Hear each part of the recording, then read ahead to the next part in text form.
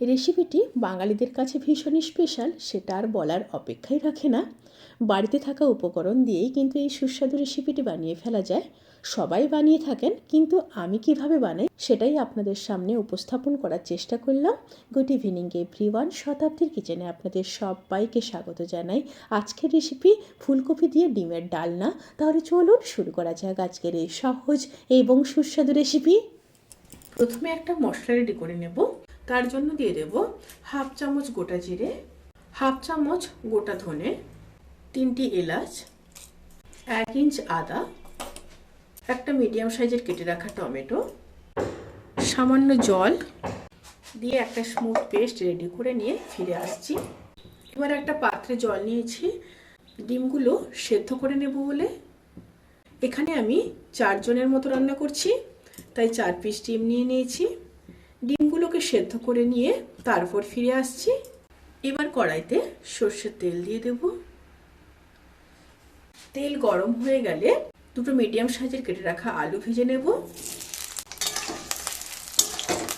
আলুগুলো ভাজা হয়ে গেছে, এবার তুলে নেব।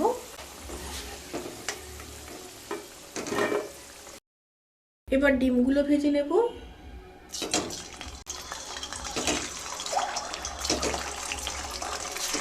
খুব সামান্য লবণ দিয়ে দিলাম।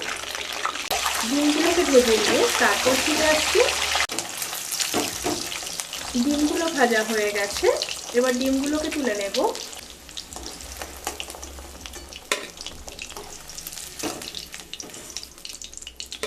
এবার ফুলকপিগুলোকে ভেজে নেব। আমি ফুলকপিগুলোকে হালকা গরম জলে 1 চামচ লবণ দিয়ে 15 মিনিট ভিজিয়ে রেখেছিলাম। অবশ্যই কিন্তু এই কাজটি করতে হবে, তাতে করে ফুলকপির মধ্যে যে পোকামাকড় থাকে সেগুলো বেরিয়ে যাবে। ফুলকপির মধ্যেও সামান্য লবণ দিয়ে দিলাম। ফুলকপিগুলোকে ভেজে নিয়ে তারপর ফিরে আসছি। ফুলকপিগুলো ভাজা হয়ে গেছে, এবার তুলে নেব।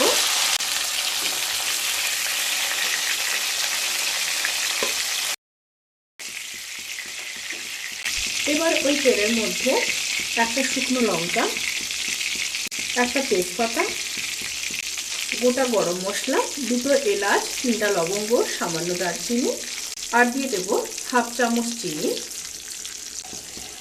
একটু নেড়ে নিলাম।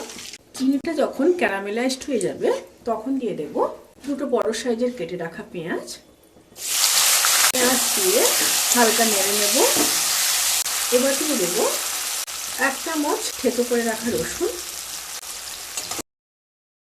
একটু নেড়ে নেওয়ার পরে এবার দিয়ে দেব পরিমাণ মতো লবণ। লবণের পরিমাণটা অবশ্যই বুঝে দিতে হবে, কারণ আমি ডিম ভাজার সময় এবং ফুলকপি ভাজার সময় লবণ ব্যবহার করেছিলাম। পেঁয়াজ আর রসুন খুব ভালো করে ভেজে নিয়ে তারপর ফিরে আসছি। পেঁয়াজ আর রসুন যখন খুব ভালো করে ভাজা হয়ে যাবে তখন পেস্ট করে রাখা মশলা দিয়ে দেব।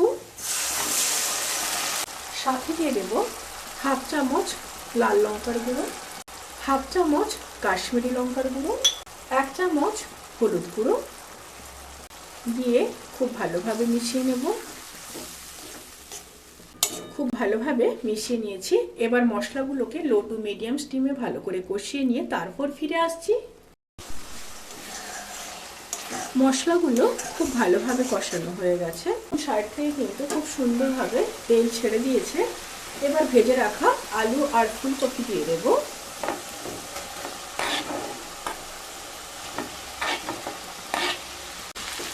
ফুলকপি আর আলু দিয়ে মশলার সাথে ভালোভাবে মিশিয়ে নিয়ে লো টু মিডিয়াম স্টিমে 1 থেকে 1.5 মিনিট কষিয়ে নেব। ফুলকপিগুলো যখন খুব ভালোভাবে কষানো হয়ে যাবে তখন ভেজে রাখা ডিমগুলো দিয়ে দেব। ডিম দিয়ে আবারও খুব ভালোভাবে মিশিয়ে নেব। মিশিয়ে নিয়ে আবারও লো টু মিডিয়াম স্টিমে 1 মিনিট কষিয়ে নেব।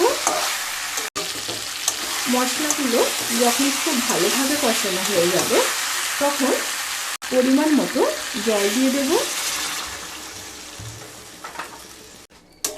জলের পরিমাণটা এখানে আপনারা বুঝে দেবেন। আপনারা যেভাবে ঝোল খেতে পছন্দ করেন সেভাবেই জল দেবেন।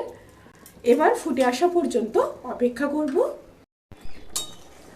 ঝোলটা ফুটে এসছে, আর একটা কথা এখানে বলে রাখি, আমি যখন ডিম দিয়ে আলু ফুলকপির ঝোল রান্না করি তখন কিন্তু আলু সেদ্ধ করি না।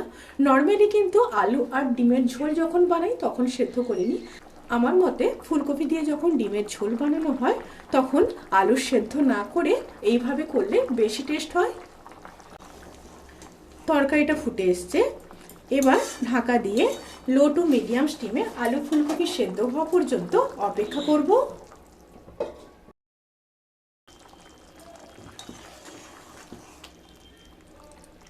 আলু ফুলকপি খুব ভালোভাবে সেদ্ধ হয়ে গেছে।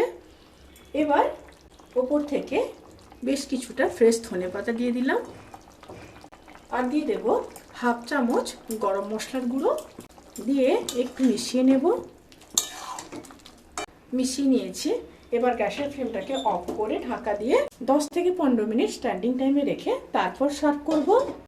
রেসিপিটি কেমন লাগলো প্লিজ কমেন্ট করে জানাতে কিন্তু ভুলবেন না।